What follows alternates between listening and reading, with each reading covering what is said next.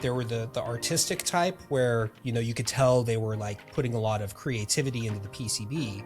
And then there were like the functional types. They were meant to do something, right? And they felt more like an engineered product that also was a business card. There were definitely ones that were both artistic and really functional and like really they kind of stood out as products. I did see a couple that were purely artistic and a couple that were a bit more functional, like function over form. All the submissions we got are really cool.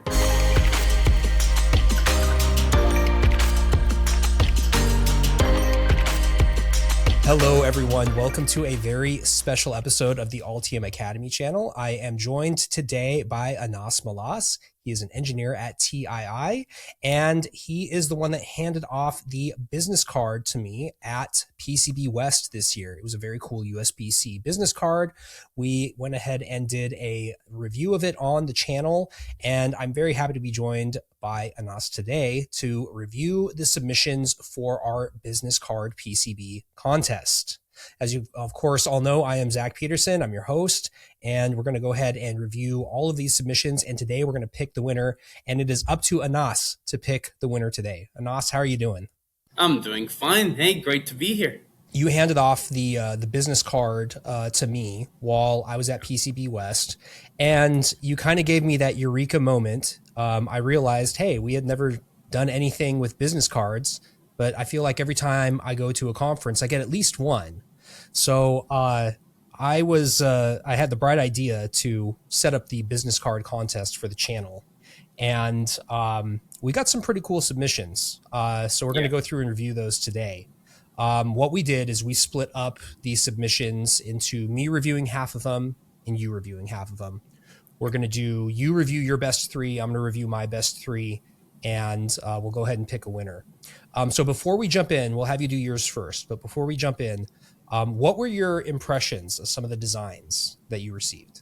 Yeah, it was really fun to have a look at all the submissions. A lot of them had really brilliant ideas, and there were a couple in particular that really blew me away. But I really like the idea of, like, me as an electronics engineer, as a PCB designer, I can make my own card, I can show off my skill and make connecting that much easier. If I just give you a paper card, it's nice, I can stay in touch, but a really cool card, and we got a lot of those. We got a lot of great ideas and write-ups about it. It's something that adds to our skill. Like, even when I made my own card, it really felt like I learned a lot, even if it was something simple. And I saw a lot of that in the submissions, a lot of really amazing, write-ups on blogs or GitHubs about the cards, and the care and thought that went into them. So yeah, I love that. Yeah, I agree. I felt like there were kind of two types of cards, right? There were the artistic type where, you could tell they were like putting a lot of creativity into the PCB.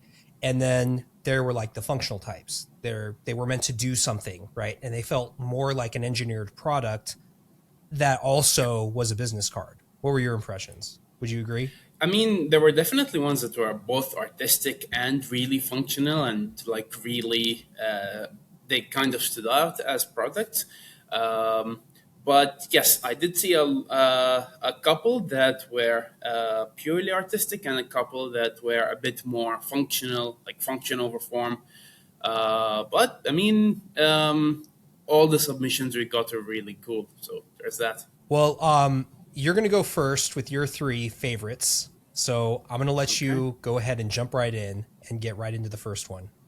All right, so here is the first one of my top three picks. This is the Doom business card from Mr. Robert. As you can see, there is this really cool write-up on it, and where he goes and explains the history of running Doom on random things and how he created the card and all of this stuff. It's really well written. It's really nice. And you can see here the card itself. In fact, Zach, you got one of those. We'll show that on the overlay. But I found this to be a really cool card. Looking at the PCB itself, it's a two-layered job, um, and while I really like it, there is of course always room for improvement. For example, this expansion header, it runs over a gap in the return plane, but overall, for what it does, for the fact that you can power it up and then connect a keyboard and then you can play Doom on a business card, I find this submission to be incredibly cool. Yeah, I would agree. I would think that this definitely falls into the practical category, and I guess the practical application of this is wasting time at your desk while you're at work. Yep. Which we always aspire to do. Why a doom scroll on TikTok when you can just play Doom? Yeah, when you can Doom on Doom. Exactly. So can you go back to the PCB for just a moment? Yeah. I saw something in here that if you can zoom in on one of the vias, it looks like some of these vias might have a little bit of small. It might have insufficient annular ring. So that's one thing I see often on a lot of designs that I mean, this is obviously just a business card, right? So it's not going to be super high reliability, but it's definitely something that I see on the design reviews is insufficient pad on those vias. And there's always the chance for breakout during drilling.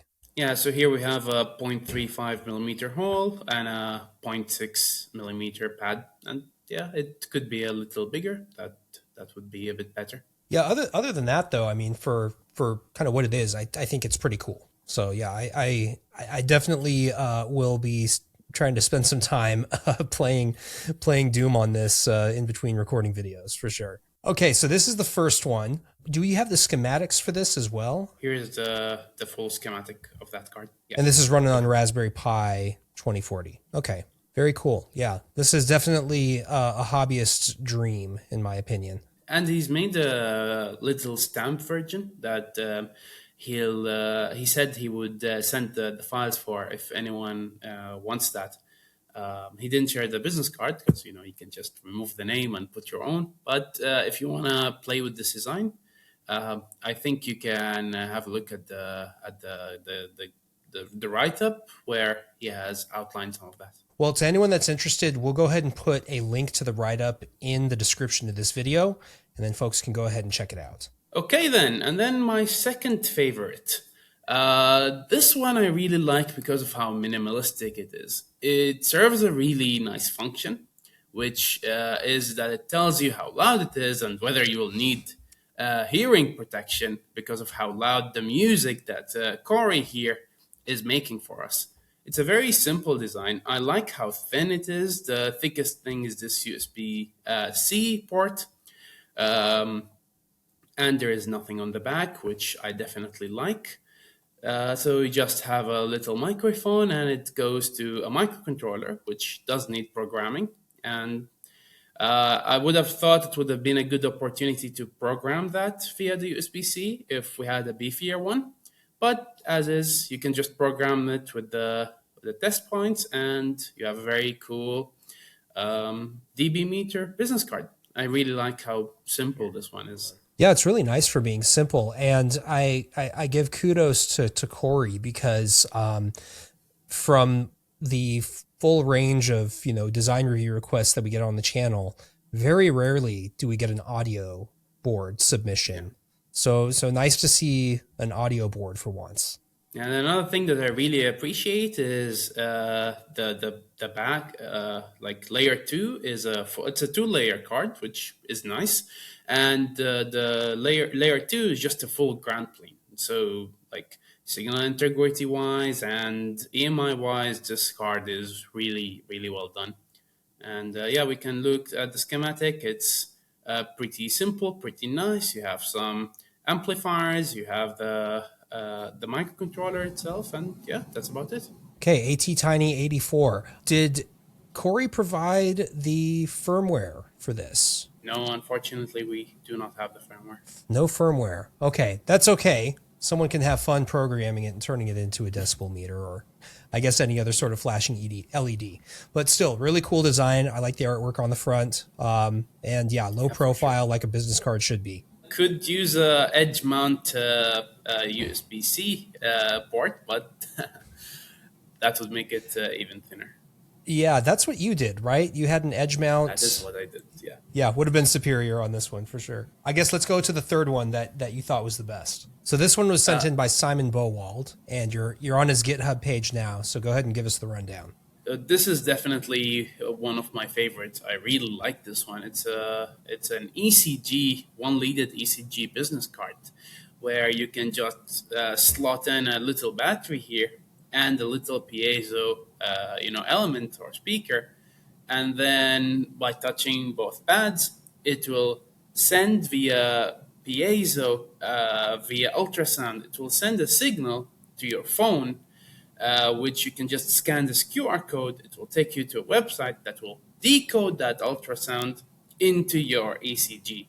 So this is definitely one of the really cool ones. And you don't even need the battery because it also supports NFC. So you can just put it to the back of your phone, and then your phone will provide that power so that the piezo can work and you can get your your ECG into your browser, whether that's on your laptop or on your phone. I find this one to be tremendously cool.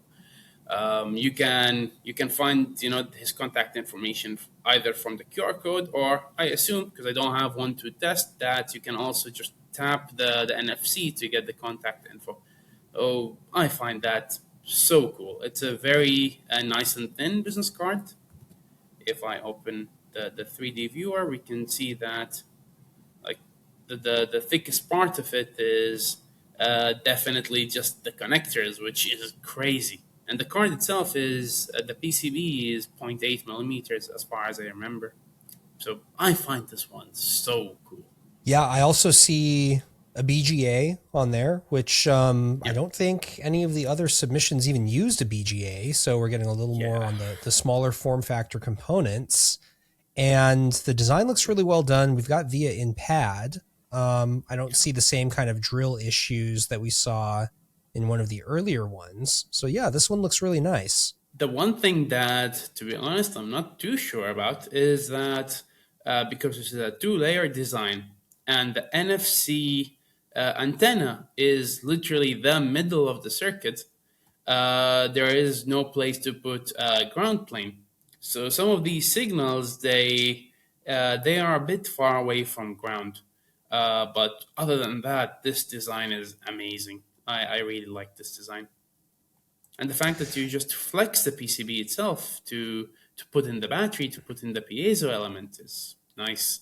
Yeah, I 100% agree. Definitely very innovative. And, for what it is, for something that you hand out as a sample, I would understand if, EMI is not really top of mind in this. I think it's more the cool factor here that really matters. Oh, yeah, definitely. Yeah, very cool. So it's battery powered. I also would have thought that there might be like an edge connector like USB, to bring in auxiliary power if you really wanted to. But I guess do it all on battery. Battery or NFC. I mean, all of our phones, they have NFC on them. So you just put it there on the reader and it powers the card, which is really, really cool. Yeah, and this is another one where the NFC is doing more than just, bringing up a browser window and bringing up contact information. Because, I saw a few of those as well, but you actually have something functional with the NFC beyond just showing contact info. Yeah. No, I really like this one. And we can have a look at the schematic if you also like. I believe this would be the like ECG chip, which would be the BGA.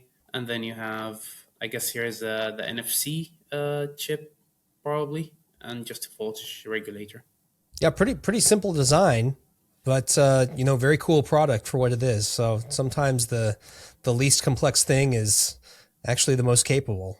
All right, well, I guess it's my turn to show off some of the submissions. Okay, so the first one that I'm going to show was sent in by Aiden Lee. So here are some photos of this design. So this design is actually two boards, and the two boards hook together. One of them is this controller board. You can see the Raspberry Pi logo here.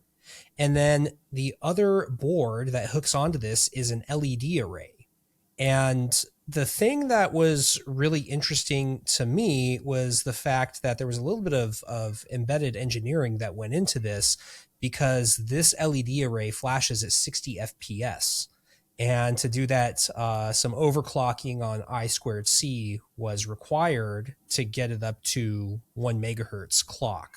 So that was the only way to get this to, I guess, get up to a 60 frame per second LED matrix. So I thought that was pretty cool. We didn't get the original design files for this, but we do have the Gerbers for this. So here in the Gerbers, we have the matrix board, which you can see here, and then we have the control board. So here in the control board, the control board looks really good. It's a 4-layer board. Here, I probably would have just swapped inner 1 and inner 2. And here on the top side, you have your microcontroller, and this controls your LED array. One thing I did also notice on this design was here on the top mask, most of these pads have the mask opening exactly matched to the copper, and then there's no paste layer. So we don't know how the paste is defined on some of these thermal pads. And then you see a couple of islands here just kind of scattered around. You see one here, you see one here. So there's probably a drill hit here. And then only on a couple of these spots do you actually see some allowance for solder mask expansion. And you don't really see it anywhere else. So I thought that was interesting. And with no paste mask layer, we can't do a full DFM review. However, I was impressed by the effort to get this up to be actually a 60 frame per second LED flasher. And then the LED matrix, it's pretty aggressive on the placement. And you can tell there's, quite a bit of effort put into getting all the routing and all of the getting the full array designed.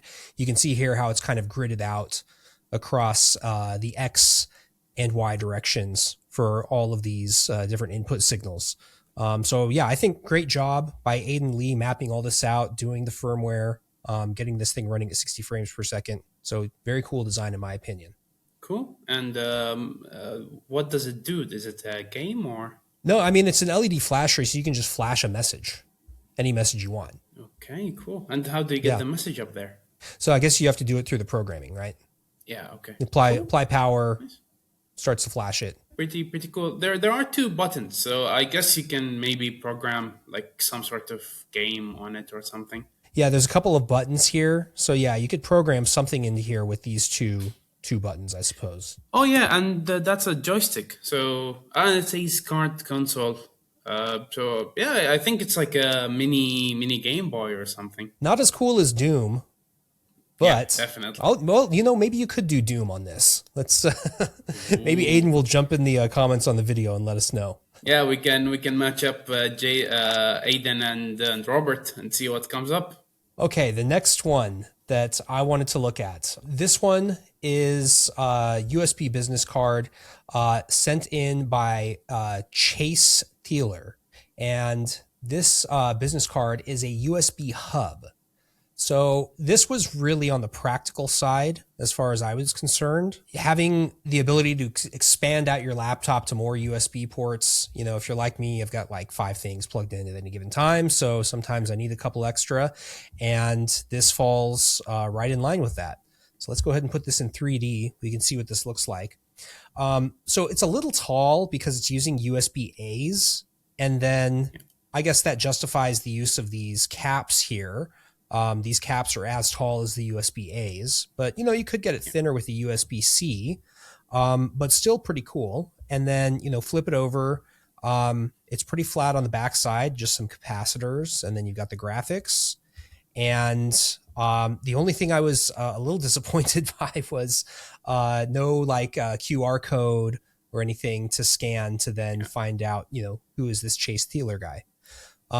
Also, we could tent these vias on the bottom side. You got a couple of points where the silk is popping onto the via pads. But other than that, I think it's a pretty cool design and definitely falls into the more practical category, in my opinion. Yeah, very cool. Making it USB 3.2 with Type C would be pretty hard because you need I think like a mux chip to handle the orientation switch. So I definitely see why he went with the full size USB. I think also, there are still plenty of devices that, only use USB A anyways. So, True. understandable to prioritize that. If we just kind of go through some of the schematics, the schematics are nicely organized, multiple sheets. Very. Some people like to complain about all the white space in schematics. It's good. When you split everything into different sheets. I don't. I kind of like the white space, to be honest. I like that the sheets are actually like broken up into different functions and different components. So yeah, I thought it was pretty good. I always complain about a blank title block.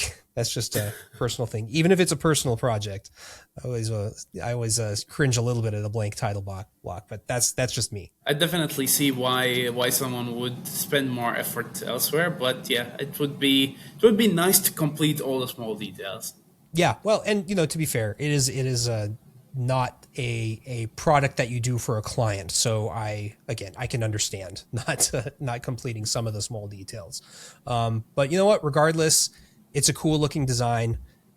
Here they did it on 4 layers. The one issue that I have with some of this is the way the layers were divided up into ground and power. If it were Zach Peterson's business card, he probably would have done it on 6 layers and just thrown a couple ground planes in there and said, forget about the extra cost to make it a 6-layer board. And then you can see here we have a couple of net antennas. I was a little surprised by that. But yeah, aside from that, still, I'm sure it's a functional board. EMI, EMC, obviously an open question.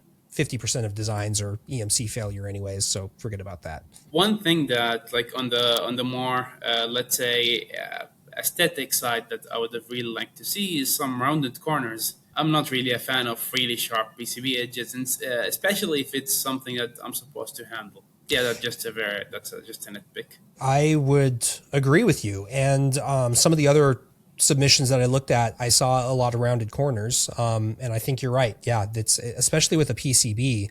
If it's a business card and it's got a sharp corner, who cares, right? But with a PCB, it's actually, a sharp corner. Yeah. I think the last one we want to look at is from Tran Huynh. I hope I pronounced Kai's name correctly. My Americanism showing again. So this one also fell into the practical category for me because this is essentially an STM32 dev board on a business card. When I saw this, it reminded me, of course, of the business card that you handed me at PCB West, where you had the USB connector inset into the board. So yeah, you have that here for all of the connectors. So it tries to keep a low profile, which I thought was really nice. We have the QR code down here so you can connect with Kai. And then this was kind of cool too. What looks like traces it's showing here in the top layer. And then if we flip this over to the back side, you can see here what's going on with this design. You can see it's an STM32 dev board with the microcontroller right here. We've got power on board. You've got all of the additional pins broken out here to some headers, and pretty minimal on the other components, but that's kind of what you would expect from a dev board. You've got a few buttons here, and you've got some LED indicators. So yeah, overall pretty well done. He did do the signal, ground, power, signal kind of stack up. For this design, I think it's okay. It'll probably be just fine. Not a ton of issues with EMI. But of course, you'd have to put it in for testing to really find out. And to be fair, he did stitch top and bottom. Here on, if I can select one of these grounds, here the vias I think also might be a little lacking on the annular ring. Yeah, I think here is same thing. The vias might be a little lacking on the annular ring. So yeah, you can see here only about 6 mil oversized, or 0.15 millimeters. So that's not going to comply with class 2, but you know what? It's a business card. It's meant to be throwaway electronics. I think that's okay. Some really cool details in this one. I really like how, like even the what looks to be an LDO and the main microcontroller, they are in little cutouts and placed upside down. So you kind of use the gull wing leads to minimize the profile. It's inside the PCB instead of on it. That makes it even thinner. I really like the connectors on the edge. Yeah, that was something that I was pretty surprised by, because if you can, folks can probably kind of see I'm kind of panning here in 3D to go through the board, and you can see what he's talking about here. But yeah, you can see they're all mounted upside down using the gull wing to support the chip in the reverse direction. So yeah, I thought that was pretty cool too. And the fact that he went through the trouble to also make a footprint for that with the 3D model upside down. I would be a little bit concerned about the LDO. If a lot of power is drawn through there, it's missing the. I mean, it's connected to the big 3.3 volt pad where it can do some thermal dissipation, but like having a ground plane next to the main body also helps thermals. So I would keep an eye out on how hot that gets. I would agree with that for sure. And the other thing is, I would definitely like the edge mounted connectors are awesome. I love that. That makes it much thinner and it saves space because you don't need the board with your connector. You just need the connector. The one thing I would change on that Type C connector is the Type C connector used here, I believe, is the one that's supposed to go into a cable, where it only has the edge of the PCB to mount on.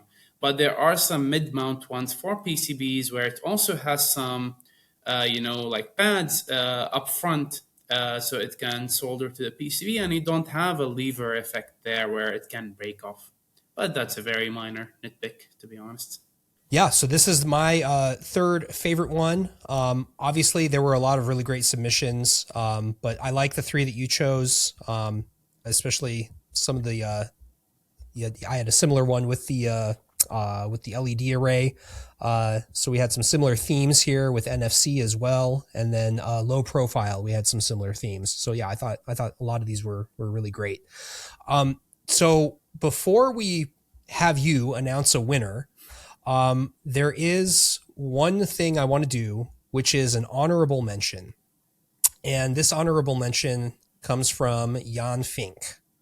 And we're going to go ahead and bring up this board. So Jan sent in his American Psycho business card. And for those of you who are familiar with the Christian Bale movie from the early 2000s, this board was just begging to be done given the fact that we were doing a business card contest. You have the Patrick Bateman business card from Pearson Pierce, Mergers and Acquisitions. This was a good one. In 2D, you can see he actually did a lot of this in copper, which I thought was pretty great, rather than doing it in silkscreen. And then same thing on the bottom layer is actually done in copper. There is actually some circuitry associated with this, and this is it. I love it. Oh, this is awesome. Now, I would have been comfortable just calling this the winner outright, but there's one problem. He didn't use a bunch of ferrites on all the IOs. If they all had ferrite beads, he would be the winner. Yeah, sorry, it fails. Where are the ferrites? I need something to complain about besides the ESP32, right? Yeah. And I would definitely bump it up to 4 layers and use a power layer in there. That would help it win also, for sure. For sure. Okay, those are our favorite submissions. So, The moment of truth. Who won? You call it. Oh, this is hard. We had a lot of amazing submissions. I mean, all 6 that we just saw, a lot of care and a lot of work went into them. I definitely have favorites. I'm kind of contemplating between 2 of them. But if I'm being honest, I think my winner is Mr. Simon's ECG business card. I think it's such a cool concept. I think it's such a wow factor. You give that thing to someone, you connect your phone to it, and you tell them, "Oh yeah, this is your heart rate, heartbeat, diagram right now." I think that alone just gives it so many bonus points. I definitely love that last one over there with the real focus on how thin it is. I really like the simple one that Corey sent, the effort that went into overclocking that LED display. But yes, Simon wins this one. All right, Simon, you're going to be hearing from me personally. We're going to get you a box of swag, and hopefully you'll take some pictures of yourself and share it on social media. Thank you to everybody that submitted an awesome design. We actually had a lot of fun looking at these, and hopefully we'll do another design contest again very soon, and maybe we can get you to help us judge that one. What do you think? Do you agree with my decision? Do you think one of them is better? You know, I actually think that is probably the best choice. It's the best balance of aesthetic and artistic with actually functional and engineering. I think it really balances all three of those different areas in one single design. And it's really tough to come up with something that actually, does that. But this one definitely did that. All right, well, we're going to have to wrap it up there. Congratulations, Simon Bowald. You'll be hearing from me very soon. And Anas, thank you so much for being with us today. Thank you for having me, Zach. Always a pleasure. To everyone that's out there watching on YouTube, make sure to hit the subscribe button, hit the like button, and you'll be able to watch all of our tutorials, and you'll be able to hear about the next design contest that we run. And of course, last but not least, don't forget to call your fabricator folks, and we will see you next time on Altium Academy.